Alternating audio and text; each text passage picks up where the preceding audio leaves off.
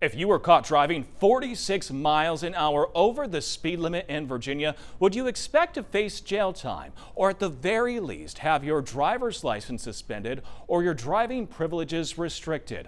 Those are the consequences many drivers in Virginia have had to face, but not Jay Jones.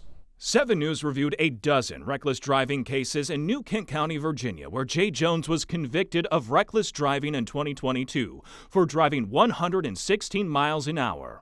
Court records show one man was found guilty of driving 115 miles per hour and a 70 in New Kent County. He got 10 days in jail. His license was suspended for 6 months. He was fined $2,000. And once he got his license back, he could only drive to and from work. On the same day Jones received his sentence, a Woodbridge man was sentenced to 30 days in jail for driving 115 miles an hour in a 70. His sentence was suspended as long as he didn't speed again. The Woodbridge man's license was suspended for 6 months, then restricted, and he was fined $1,500. Another man was found guilty of reckless driving for driving 104 and a 70 in New Kent County. That earned him 20 days in jail, a 6-month license suspension, and a $1,250 fine. Jones, a former Virginia lawmaker, served no jail time for driving 116 miles an hour